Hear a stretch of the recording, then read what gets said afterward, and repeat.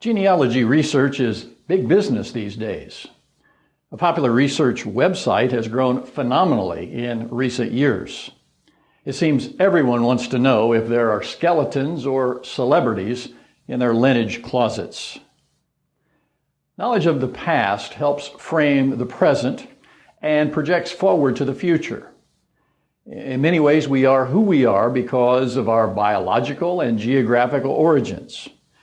Origins also apply to spiritual identity as well as personal identity. What is it that you believe? How were your beliefs formed? What has influenced your beliefs? Researching the basis for your beliefs is one of the most important ventures you can ever undertake. A Roman ruler named Pontius Pilate once asked a timeless and very important question. What is truth? What is unquestionably absolute and certain? The Bible has stood the test of time and continues to be an absolute truth standard.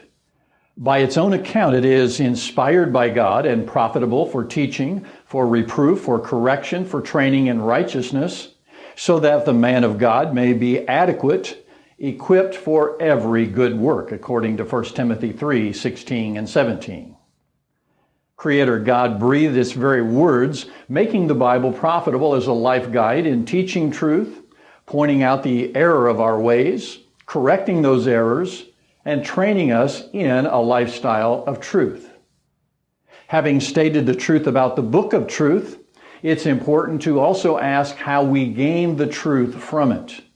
In other words, do you know the truth of the Bible firsthand, or have you relied on others to tell you what it says? Few questions are as important to answer. If we don't know firsthand what the Bible says, how can we know if someone is telling us the truth about it? A principle found in Acts chapter 17, verse 11 ought to always serve as our guide. Commending a people who were diligent firsthand truth seekers, it says that they received the word with great eagerness, examining the scriptures daily to see whether these things were so. These diligent people of truth in an ancient city named Berea were ready listeners, but they accepted what they heard as truth only after they had firsthand studied the Bible to verify the truthfulness of what was spoken. Churches profess to specialize in truth, and yet there's a wide variety of messages that are taught as truth by the many churches and denominations that exist. So not everything that is taught is biblical truth, but how can we know what is factual and what is error? Again, only firsthand familiarity with the Bible is the safeguard. There are numerous warnings in the Bible about guarding against deception, such as, do not believe every spirit, but test the spirits to see whether they are from God, because many false prophets have gone out into the world, 1 John 4, verse 1. Jesus spoke of the need to guard against deception when he said, beware of the false prophets who come to you in sheep's clothing, but inwardly are ravenous wolves. You will know them by their fruits, Matthew 7, 15 and 16. He predicted that there would be a great time of deception near the end of this present age when he said, for false Christ and false prophets will arise and will show great signs and wonders so as to mislead, if possible, even the elect, Matthew 24, verse 24. Echoing that concern, 1 Timothy 4:1 says that the Spirit explicitly says that in later times some will fall away from the faith, paying attention to deceitful spirits and doctrines of demons. 2 Timothy 4 verses 3 and 4 says that the time will come when they will not endure sound doctrine, but wanting to have their ears tickled, they will accumulate for themselves teachers in accordance to their own desires, and will turn away their ears from the truth and will turn aside to myths. With so much said about the potential danger of deception, how can one safeguard against it?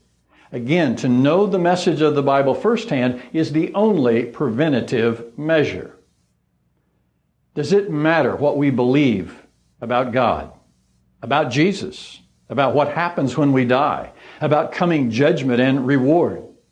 These are all vitally important questions that each one of us should personally be very diligent in finding the answers to.